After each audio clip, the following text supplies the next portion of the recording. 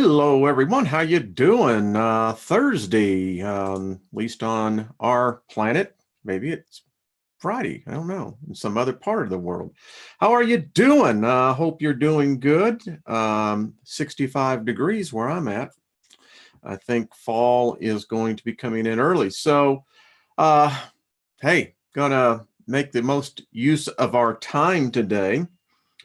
So I wanted to point out something. Many of you, I write a couple of you that, I really communicate regularly that are good. I call them pen pals. So remember when I said on Tuesday that, after I had been meditating, that I had really got this impression that the spirit realm is in chaos. And I got this further thing. It said, literally, this is a shift. And oddly enough, as you, I guess, are just sensitive to being led, it's the only thing I can say, you start getting more. I think there was actually a parable that says, to he who has much, much more will be given, and to he who has little, even that which he has will be taken away. The metaphor there is if you use what you've got, you will get more. And if you don't use what you have, that even will be taken away. And it's becoming very clear to me something's going on here in this community, this group. And I think many of us are feeling it. Many of us are sensing it, because as we continue to grow in knowledge together, it has a most interesting effect. It's a collective effect, I believe. I got today that there is, and this is what I heard, through the eighth dimension is in chaos. A shift has entered. You can call it whatever you want. You can call it a war. I think after what we read today, I'll be curious to see what some of you come away with. What I have come away with is very simply, we view creation as a distant past event, yet there is no confirmation of that anywhere. Creation is still happening now, and what we're going to be reading about the very distant past, it's going to become very clear that you and I, this reality, is a reality of chaos. Matter itself is in chaos, and that has a lot of implications. Hello, Genex. How's that? Hope as well, and thanks for sharing your. Well, thank you. Appreciate that. By the way, hello, Brian. How you doing, Sherry, Claudette? Welcome, everyone. I just got very deeply. I've been at this, and it's just, back in my rock and roll days, I can remember a song, Can't Get Enough, Jake Isles Band. By the way, if you ever want to hear some good harmonica, the Jake Isles Band is one to really do that with. But I digress into chaos. And speaking of which, I just want to thank all of you. I got, they send the stats each month about how a channel is growing. And wow. Yeah, I sit back going, really? Over 4.6 million minutes watched in August. I said, what? I know other channels are bigger, but for me, I'm going, are you serious? So very quickly, I had a binary download, and I want to share this with everyone here, just so that you can see what my world is like at times, and it's never dull, I'll tell you that. So this was the number I continually got. In fact, it was really weird. This number was coming up in programs that I was doing, what have you. So I entered it in to do a conversion, and this is really interesting. I thought that this number represents 23 in the binary code, In the hexadecimal code, it is to the 17th power. In the Roman numeric code, it is 23, as it is in the dotted decimal. It is the square root of 529. Now, this is very interesting because 5 for years was following me everywhere, and 29 is like, it's like my number. I can go to Vegas and play roulette. I'll always win on that number. Anyway, what I found most interesting was that it is a prime number. And any of you folks that are into numbers know that, just interesting how things will happen. Hey, by the way, do you know what's happening here? The super rich of Silicon Valley have a doomsday escape plan. Someone wrote me in the comment section, and I hope you hear this because I'll respond to you, that maybe we're coming to the end of the grand processional. Maybe they know it as well. And that always bodes change. So anyway, there you go. Just something I thought I would share with y'all. So for what it's worth, at least a cup of coffee. So anyway, by the way, my compass took a hit. I think it's been about maybe an hour ago. So I found out as well that there was a big one that hit Fiji, I think 8.3. So something obviously to think about. Yeah, I keep a compass on my desk. By the way, got a new toy in, and I just want to share it with you because in the future, I'm going to be doing some live on-air experiments, specifically with nanotechnology. So I went out, got myself a digital microscope. This one goes up to 1,000 times magnification. So we're going to have some fun with this. I'm going to be doing some experiments, and when you see this, I've already experimented with it a little bit. It's actually very cool. I got to tell you, it really is cool. And so with my wife being a nurse, we're going to be doing some live growth experiments. I'm getting some lasers, and we're going to start just trying to see just how bad maybe it really is. And hey, we're all amateurs here, we're all explorers. That's the way I look at it. Okay, so a couple of us in here. So anyway, yeah. Okay, I was just making sure that I had my notes here. So I wrote to a good friend, Renee, that this morning, and we were just exchanging thoughts back and forth. And I got this from meditating today. Hello, Petresh. Is it Petres? Thank you. I think that's correct. How are you doing? Hello to everyone. And here's what I'm coming to. Our history is steeped in deception. If our history is wrong, how can our future be right and not filled with deception? With the premise being, if you build upon a foundation that you know of, how do you deal with that? Because that's what we're discovering here. At least I am, and I know by the amount of emails and comments, so is everyone else. We're going to do this. I mean, it's a very popular thing. You guys like it. I like it. I'm learning. You're learning. So I think it's a net win for everyone.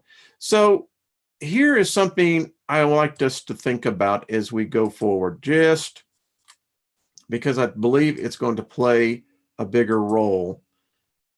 All matter is chaos.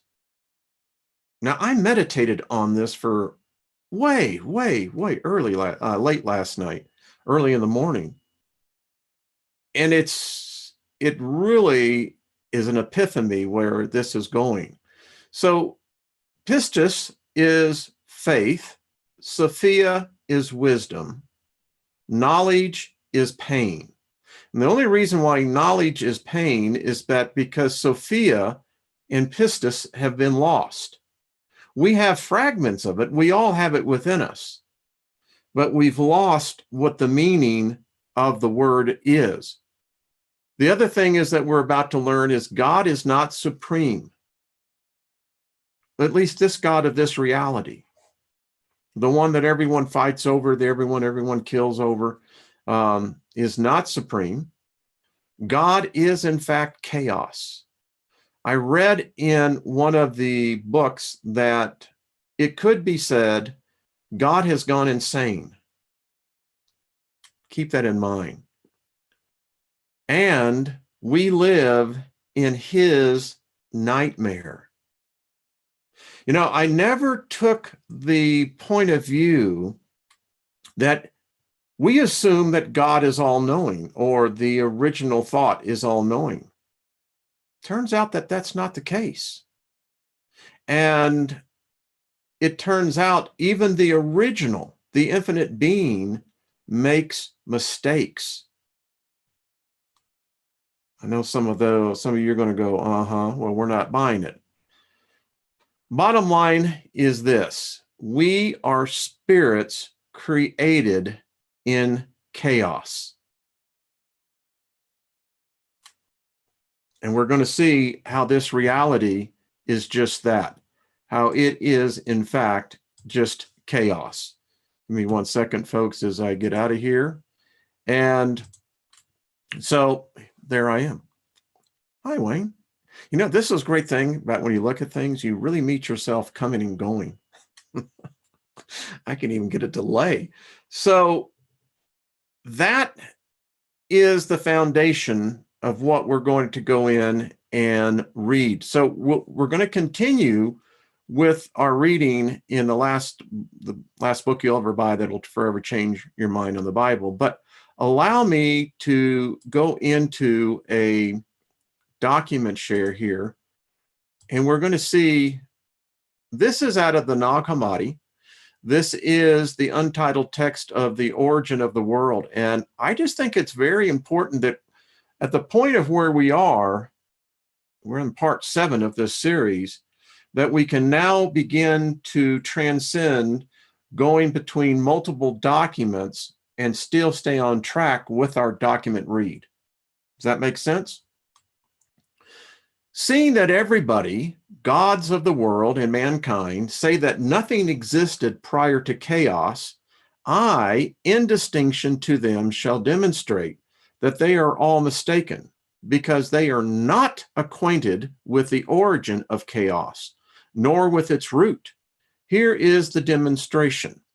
How well it suits all men on the subject of chaos to say that it is a kind of darkness, but in fact, it comes from a shadow, which has been called by the name darkness. And the shadow comes from a product that has existed since the beginning. It is, moreover, clear that it existed before chaos came into being, and that the latter is the posterior to the first product. Let us therefore concern ourselves with the facts of the matter, and furthermore with the first product, from which chaos was projected. It's thought. Amazing. And in this way, the truth will be clearly demonstrated. After the natural structure of the immortal beings, which imply that there was a time that in a galaxy far, far away, there was a band of rebels. Yeah, it's very most likely that scenario has in fact played out. That the structure of the immortal beings had completely developed out of the infinite. Now that's what I believe in, is the infinite being. A likeness then emanated from Pistis, faith, and is called Sophia, wisdom. It exercised volition and became a product resembling the primeval light. And immediately her will manifested itself as likeness of heaven, having an unimaginable magnitude. It was between the immortal beings and those things that came into being after them. Like she, Sophia, wisdom, functioned as a veil dividing mankind from the things above. Now, I want to point out something. If anyone has ever read the book of Proverbs, the first 3 chapters of the book of Proverbs is about this intimacy of this relationship with this entity known as wisdom. In fact, in Proverbs says, I was his daily delight, sitting at his footstool. I, wisdom. Yeah, I know my Bible. So here it gets even more micro into the story. You have to have 2 things that we found out. The first that came from the infinite being was faith. The second was wisdom.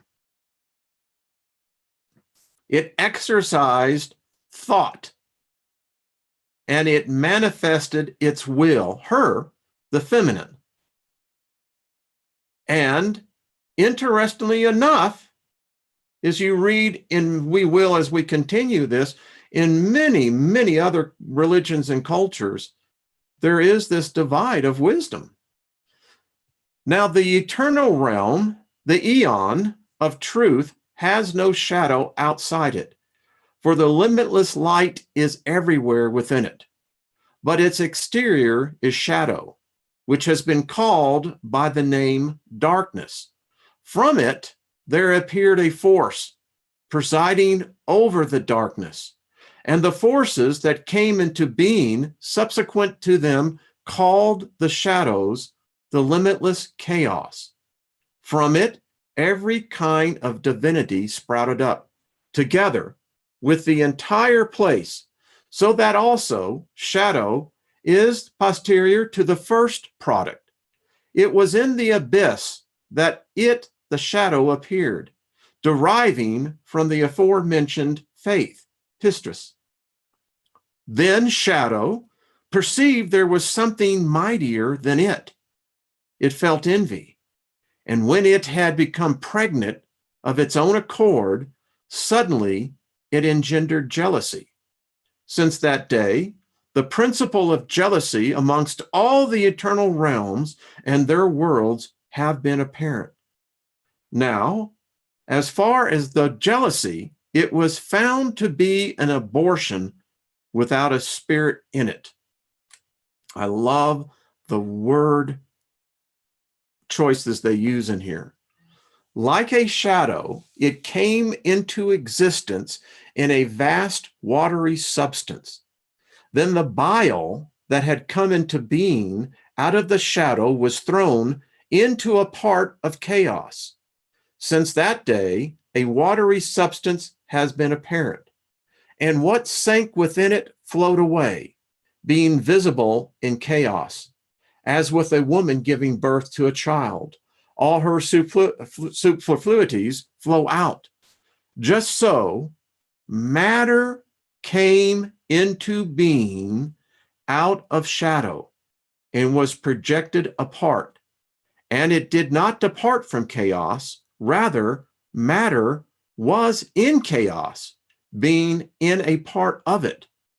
When these things had come to pass, then pistis, faith, came and appeared over the matter of chaos, which had been expelled like an aborted fetus, since there was no spirit in it.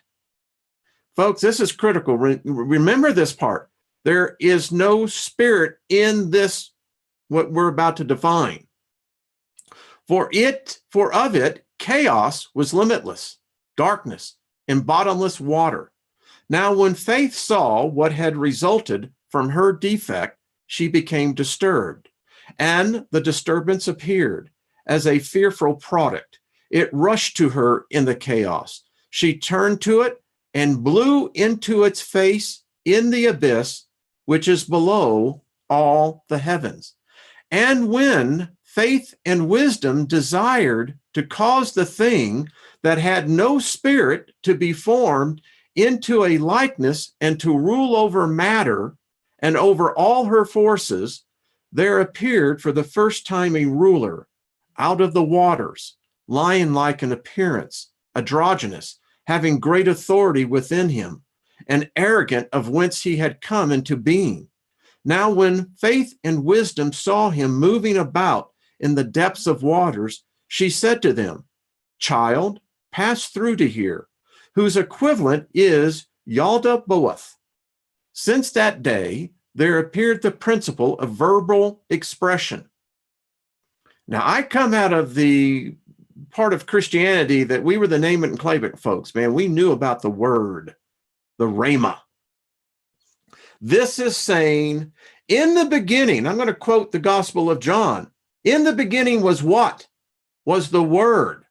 And the Word was with God, and the Word became God. Now put that into context that this thing, it was the putrid part of the afterbirth. It had no spirit, is now being elevated to be God over all matter and all chaos.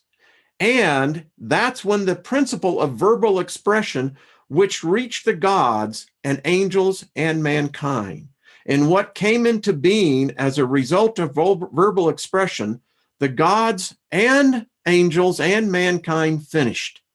Now, as for the ruler, Yaldabaoth, he is an arrogant of the force of faith. He did not see her face. Rather, he saw in the water the likeness that spoke to him. And because of that voice, he called himself Yaldabaoth. We read about this yesterday. But Ariel is what the perfect calls him. Who's the perfect? For he was like a lion.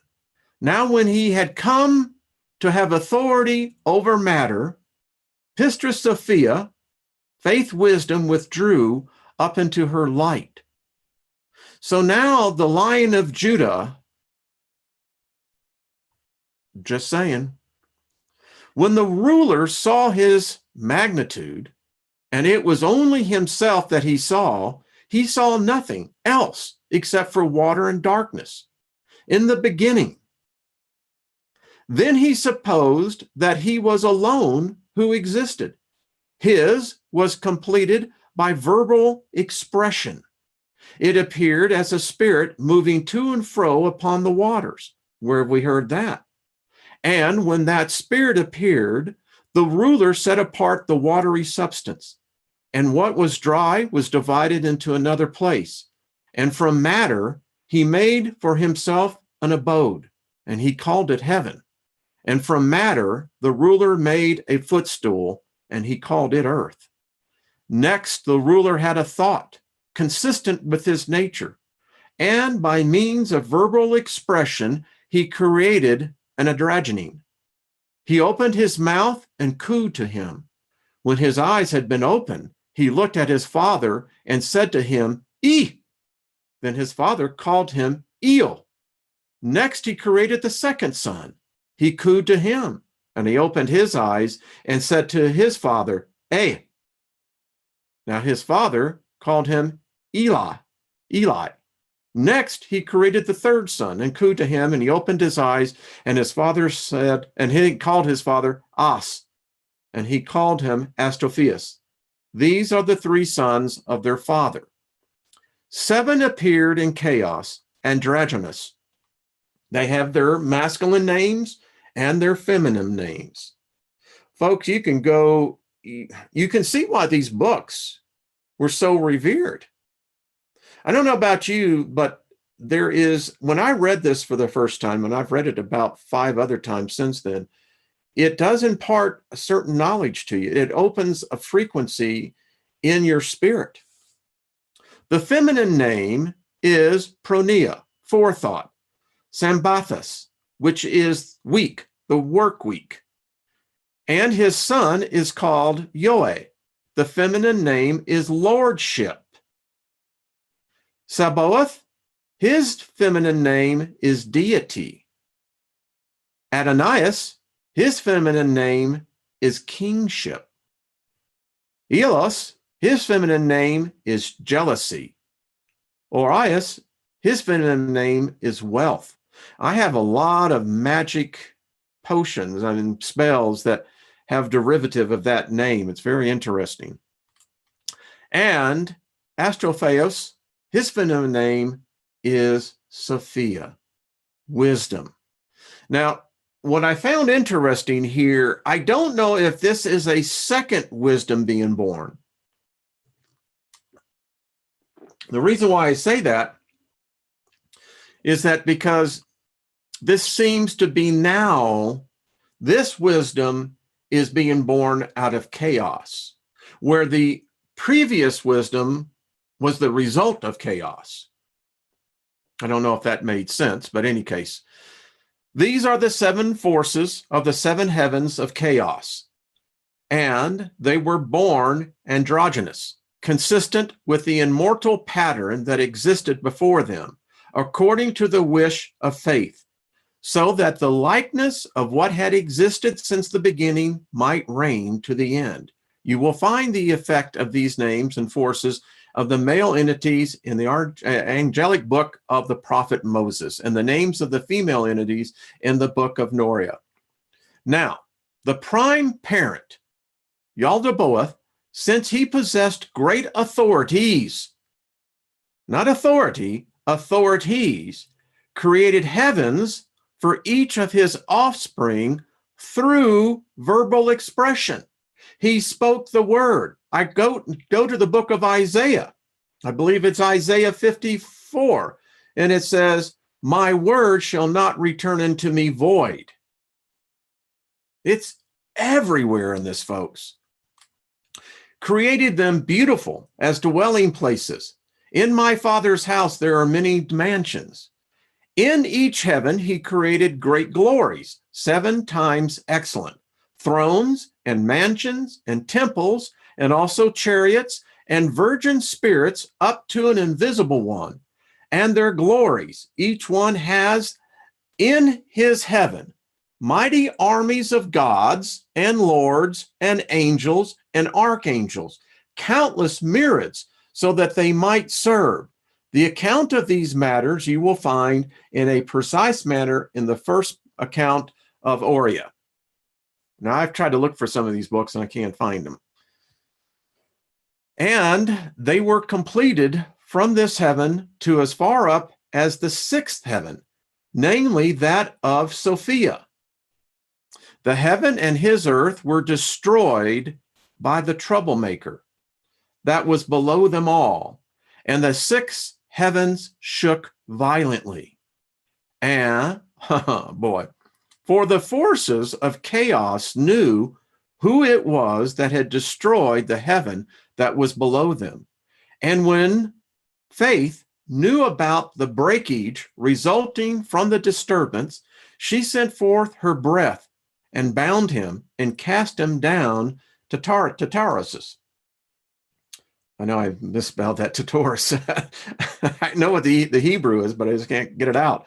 Since that day, heaven, along with its earth, has consolidated itself through Sophia, wisdom, the daughter of Yaldabaoth, she who is below them all. Now, when the heavens had consolidated themselves along with their forces and all their administration, the prime parent became insolent, and he was honored by all the armies of angels, and all the gods and their angels gave blessing and honor to him. And for his part, he was delighted and continually boasted, saying to them, I have no need for anyone. He said, it is I who am God.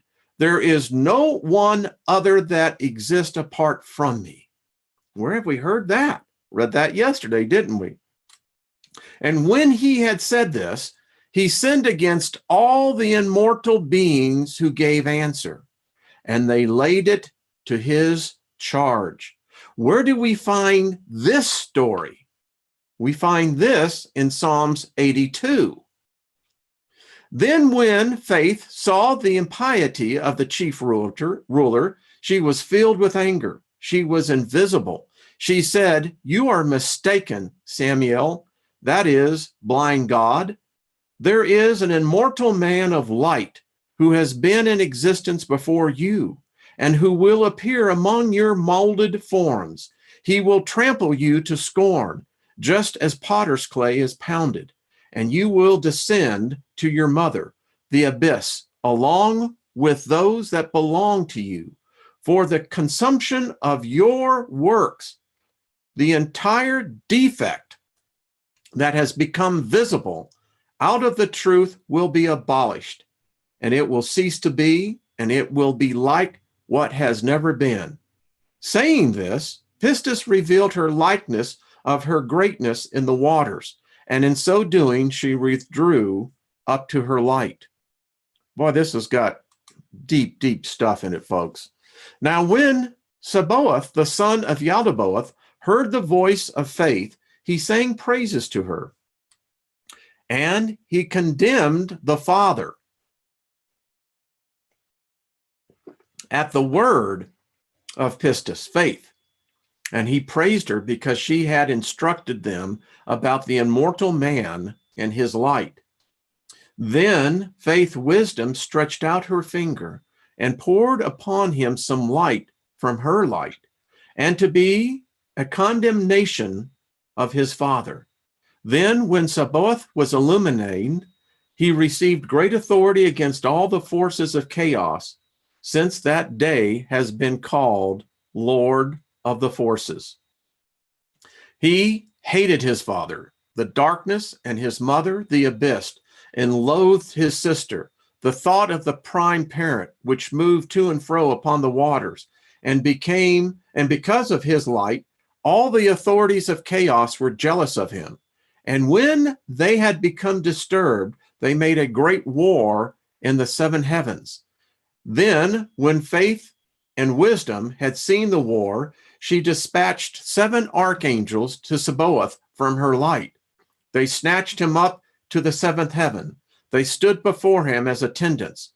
Furthermore, she sent him 3 more archangels and established the kingdom for him over everyone, so that he might dwell above the 12 gods of chaos. I mean, I can go through my Old Testament and just reference after reference on this one. Now, when Sabaoth had taken up the place of repose in return for his repentance, faith also gave him her daughter, Zoe, life, together with great authority, so that she might instruct him about all things that exist in the 8th heaven. And as he had authority, he made himself first of all a mansion.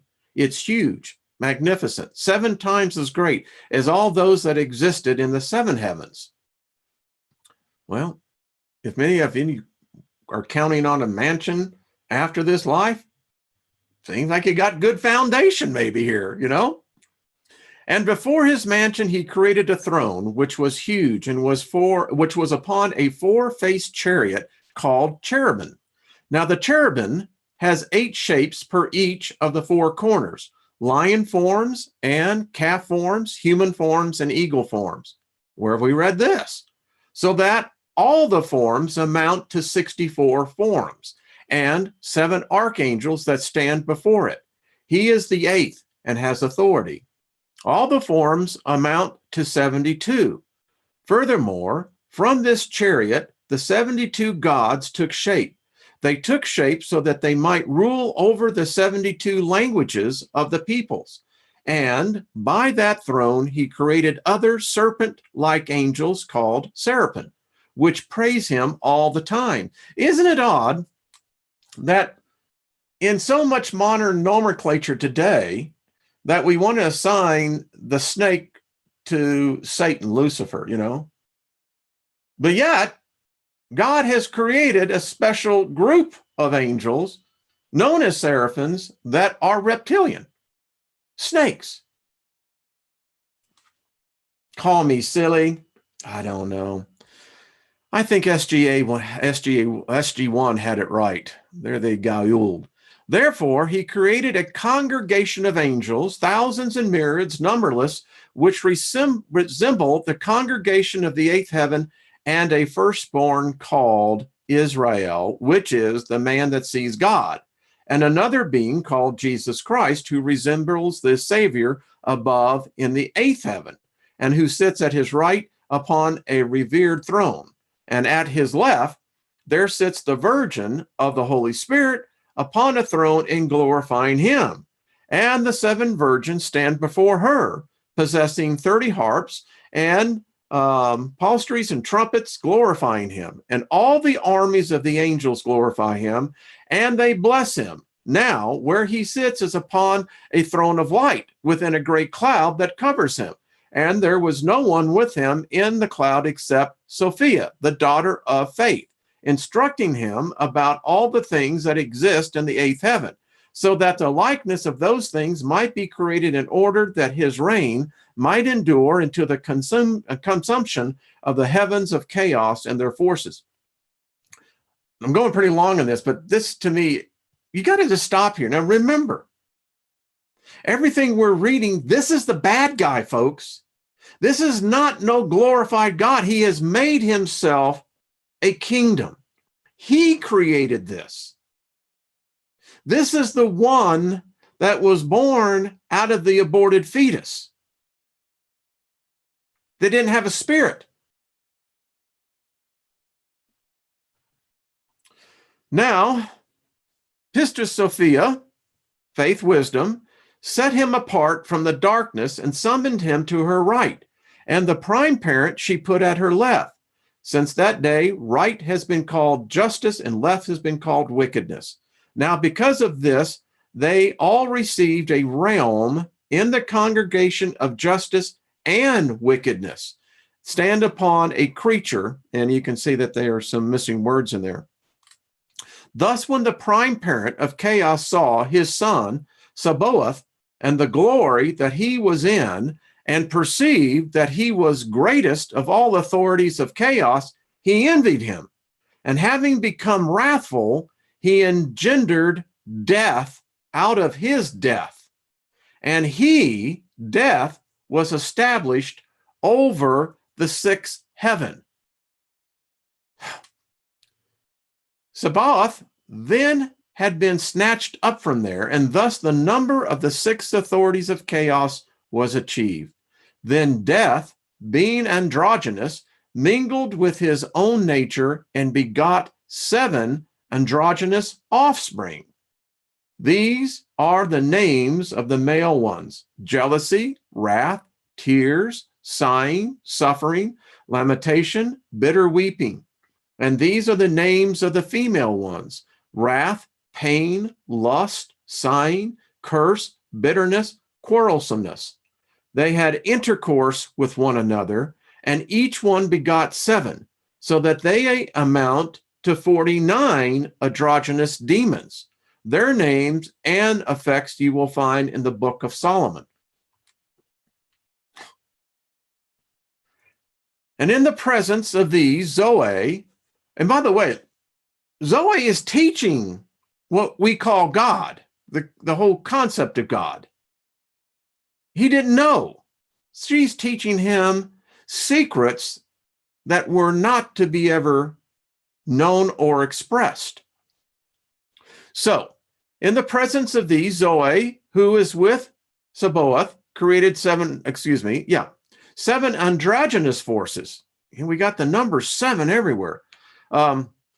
These are the names of the male ones: the unenvious, the blessed, the joyful, the true, the unbegrudging,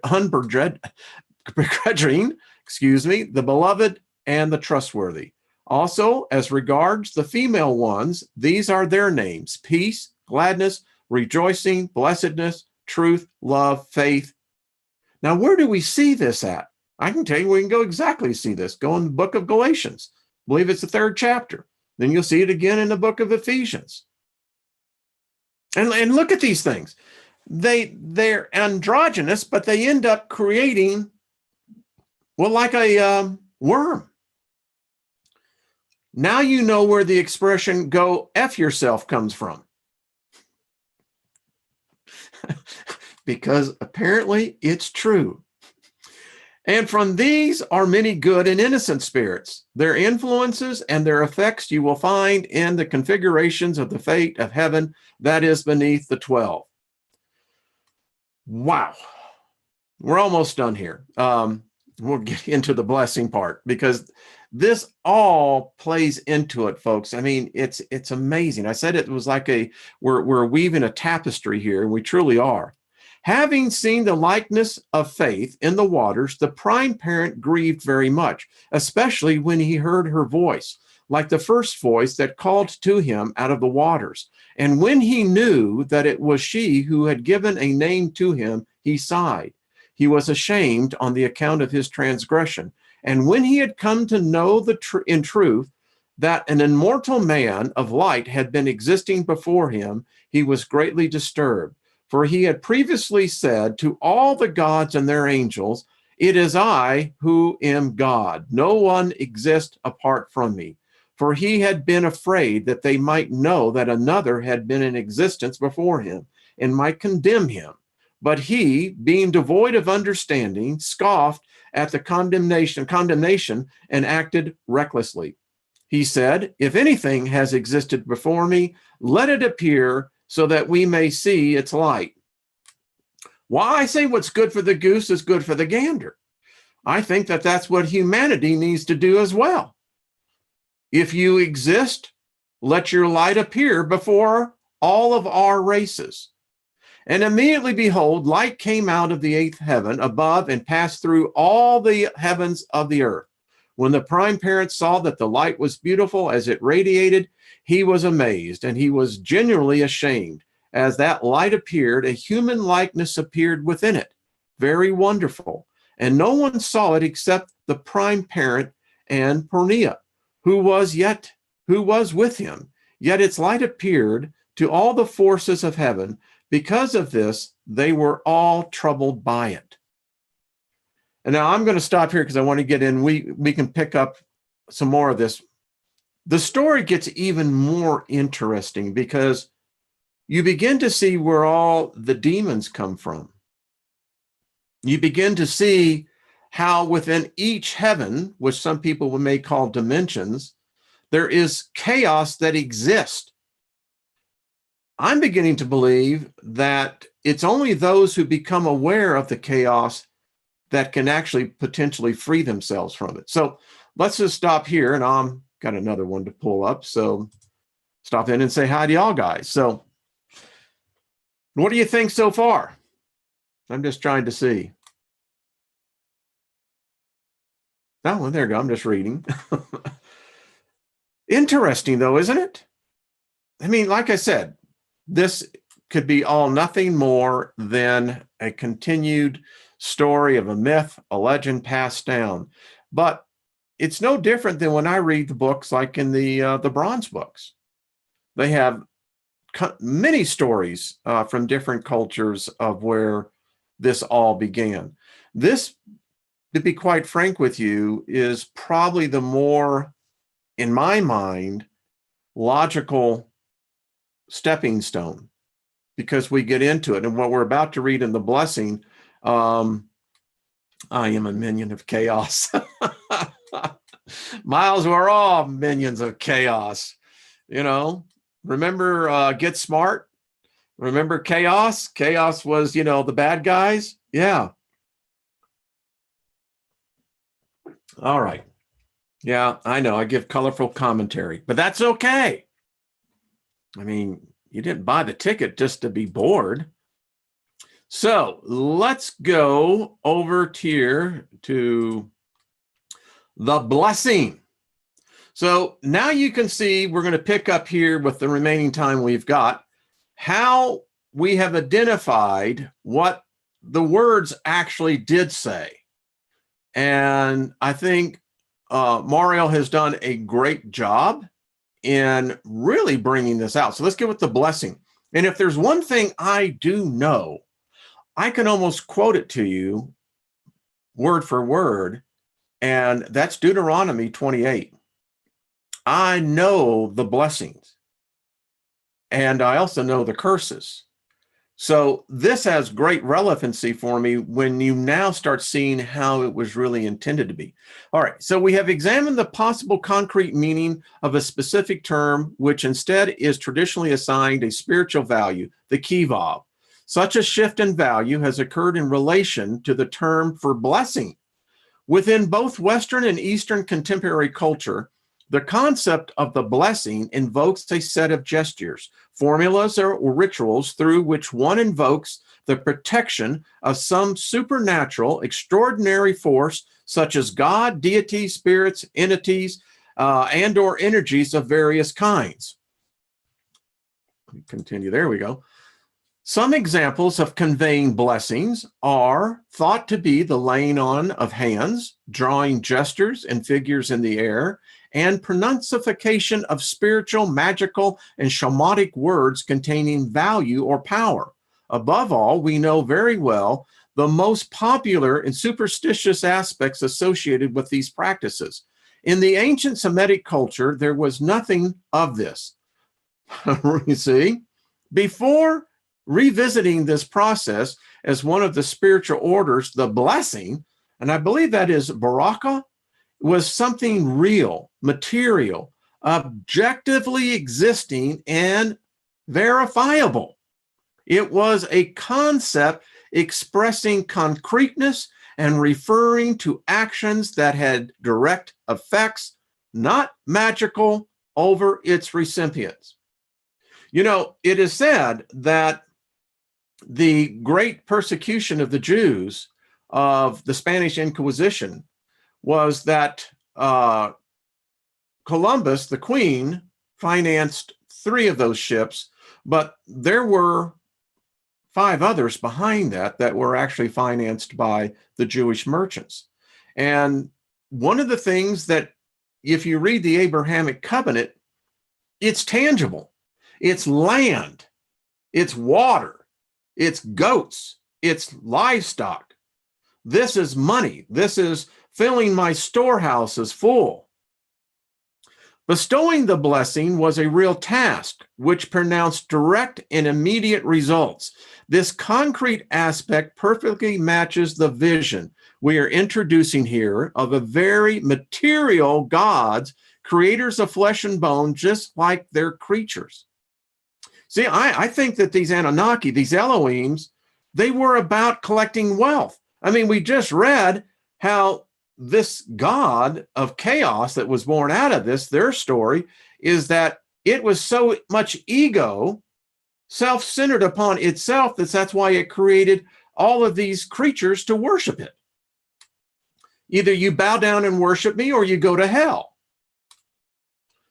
The concept of the baraka is very well documented by various passages in Old Testamentary books that tell the story of the Jewish people and their relationship with what we call deity.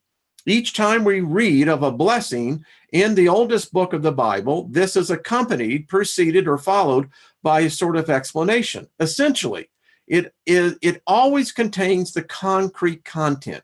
It always explains what the blessing refers to, in which way, and especially for what purpose or person a territory, an army, or a people are blessed. It's a last will and testament, just like today. I hope all of you have wills. Don't let the state be your arbitrator. We note that the blessings do not relate to the soul. The spirit of the man is aligned divine, is his alleged divine element or his afterlife. All these concepts are completely absent from the original parts of the Old Testament, which in fact deals with the earthly events of people who had contracted an alliance with an Elohim.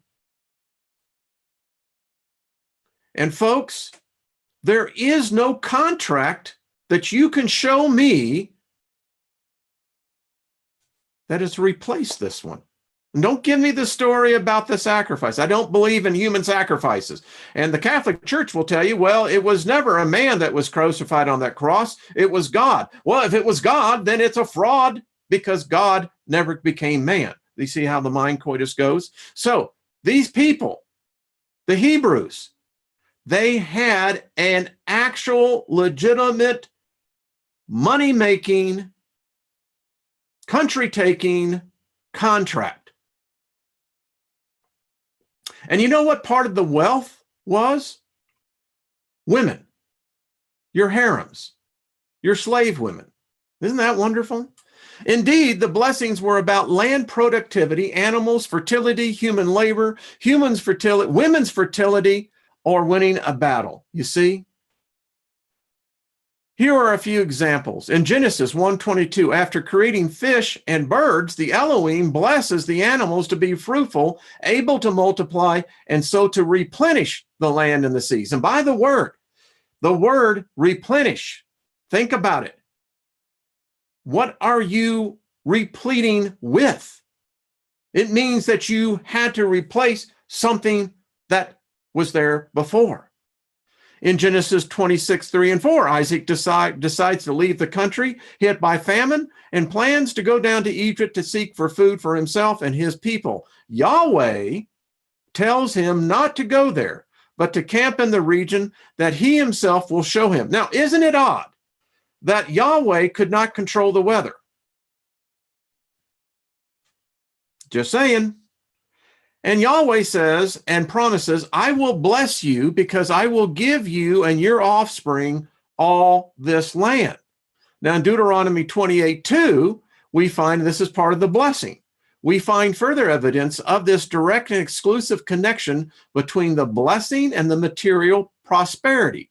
Blessed is the fruit of your womb. The fruit of your land shall be blessed in your barns and in any undertaking of your hands. God will make you abound in goods as children. Abundant will be the breeding of your herds and the young of the flock. God will put your enemies at your feet. The basket and the cupboard will be blessed. You will loan, but will not borrow. Folks, I know these. I used to have these freaking all over my house. I made posters. I know about this. And you know the problem with this, the reason why it doesn't work, because we don't have a legal contract. And those who will say, well, I started quoting it and look, I got blessed. Well, it's no different. Remember, you're in the chaos theory. You just happen to hit the dice. You may have found some deity that may have had favor upon you, but you have no contract. Likewise, also the curse has only material implications: plague, fever, wasting, inflammation, dryness, drought, rust, pallor. In short, concrete is the blessing and concrete is the opposite. There is no spiritual blessing and no curse concerning the soul. Let's get that settled.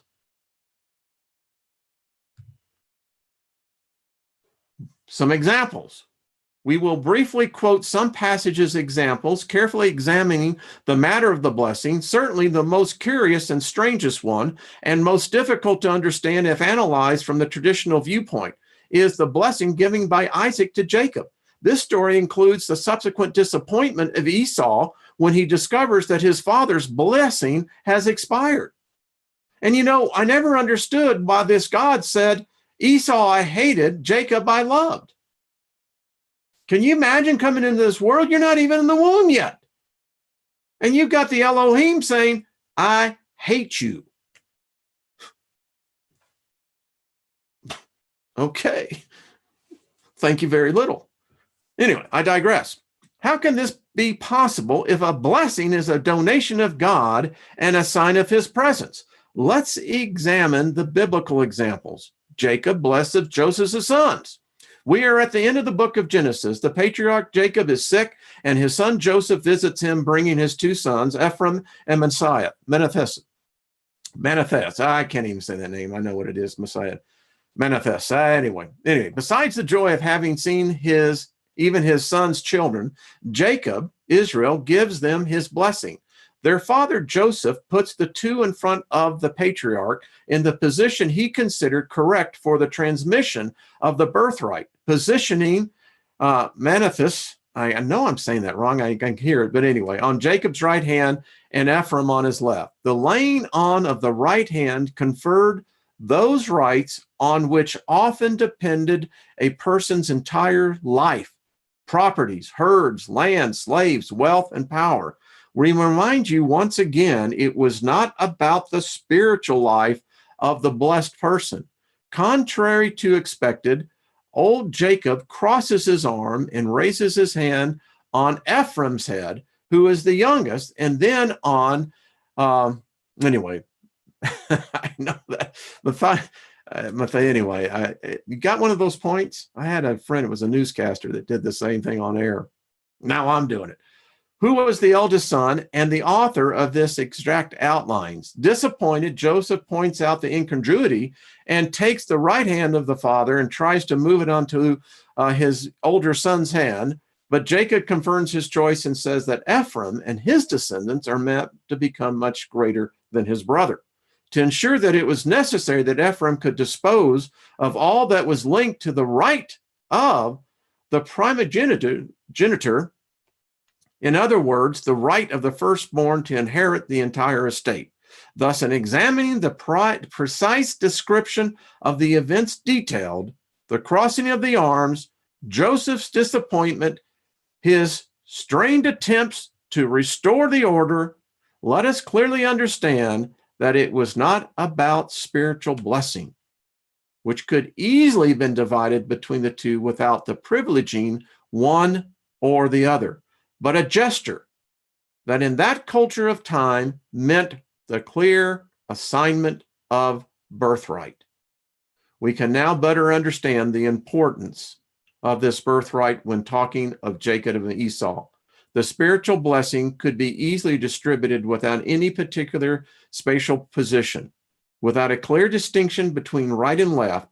As it happens every time a priest blesses the congregation, it is arranged at the random in the front of the officiant.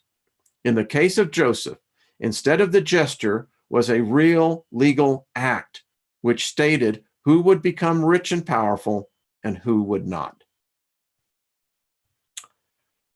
Well, there you go. Amazing, isn't it? Well, I find it amazing, and I know you do too as well. I thank you for the very kind emails. I have to say, I'm so humbled. Some of you guys make me cry. I mean, you just write some of the kindest things, and it just it gets to Lynn as well. So thank you.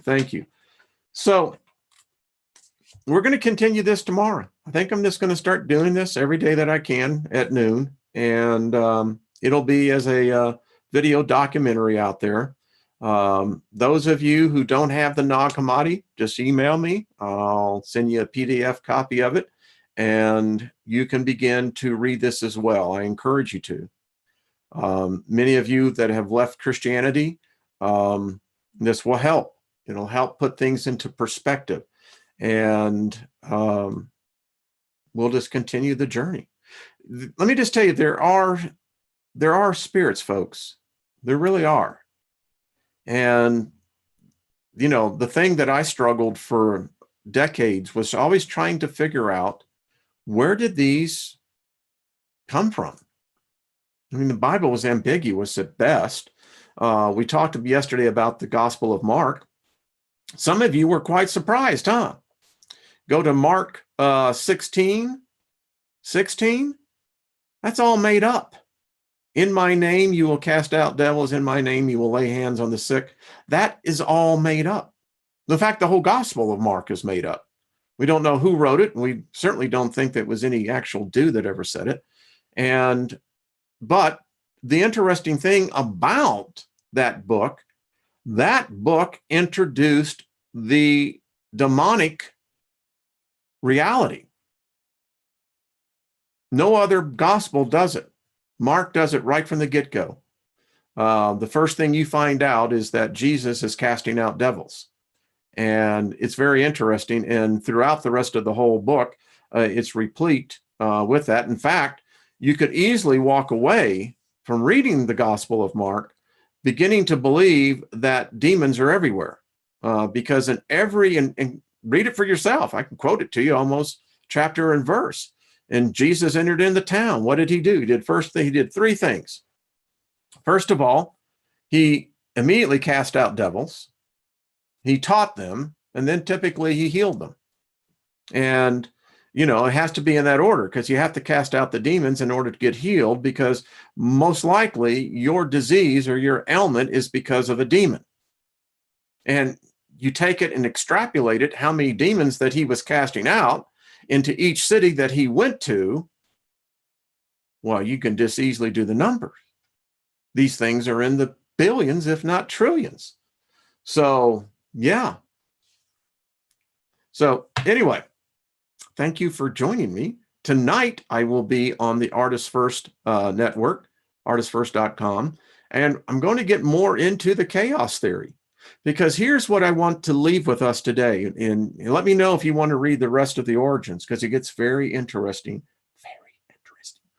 that we can expect something. If chaos is in fact what we are, all matter is chaos. We have been lured into a period of sleep where, well, world changes, astronomical changes, celestial changes. Folks, I am becoming convinced, and I'll just state it for the record right now. I am becoming convinced we're going to wake up one morning and the news is going to be hitting everywhere that the very constellations themselves have changed. That we will be in a part of space that we have no recognition of. I know that sounds impossible.